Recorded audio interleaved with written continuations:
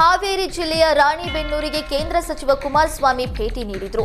ಈ ವೇಳೆ ತೀವ್ರ ಅಂಗವಿಕಲತೆಯಿಂದ ಮಗ ಹಾಸಿಗೆ ಹಿಡಿದಿದ್ದಾನೆ.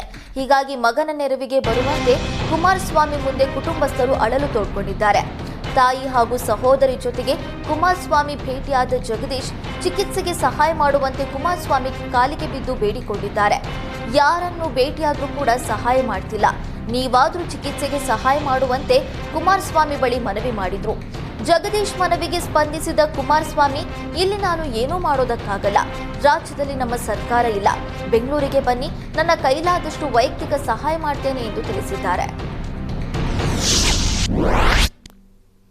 ಗ್ರೇಟರ್ ಬೆಂಗಳೂರು ವಿಧೇಯಕ ಕುರಿತು ಸಾರ್ವಜನಿಕರ ಅಭಿಪ್ರಾಯ ಸಂಗ್ರಹಿಸಲು ಬಿಬಿಎಂಪಿ ಮುಂದಾಗಿದೆ. ಬಿಬಿಎಂಪಿ ವ್ಯಾಪ್ತಿಯ ಮಹಾದೇವಪುರ ವಲಯದಲ್ಲಿ ಗ್ರೇಟರ್ ಬೆಂಗಳೂರು ಆಡಳಿತ ವಿಧೇಯಕ ಕುರಿತು ಸಾರ್ವಜನಿಕರಿಂದ ಸಲಹೆ ಮತ್ತು ಅಭಿಪ್ರಾಯ ಸ್ವೀಕರಿಸುವ ಕಾರ್ಯಕ್ರಮವನ್ನು ಆಯೋಜಿಸಲಾಗಿದೆ. ಗ್ರೇಟರ್ ಬೆಂಗಳೂರು ಕುರಿತು ಸಾರ್ವಜನಿಕರ ಅಭಿಪ್ರಾಯ ಸಂಗ್ರಹಿಸಲಾಗ್ತಾ ಇದೆ. ಇನ್ನು ಬಿಬಿಎಂಪಿ ವ್ಯಾಪ್ತಿಯ ಪೂರ್ವ ವಲಯದಲ್ಲಿಯೂ ಗ್ರೇಟರ್ ಬೆಂಗಳೂರು ಆಡಳಿತ ವಿಧೇಯಕ ಕುರಿತು ಸಲಹೆ ಮತ್ತು ಅಭಿಪ್ರಾಯ ಸ್ವೀಕರಿಸುವ ಕಾರ್ಯಕ್ರಮವನ್ನು ಹಮ್ಮಿಕೊಳ್ಳಲಾಗಿದೆ.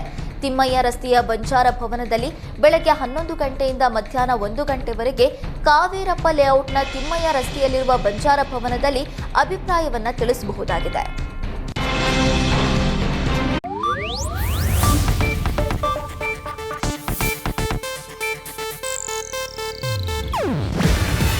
ಇದು ಏಷ್ಯಾನೆಟ್ ನ್ಯೂಸ್ ನೆಟ್ವರ್ಕ್ ಪ್ರಸ್ತುತಿ.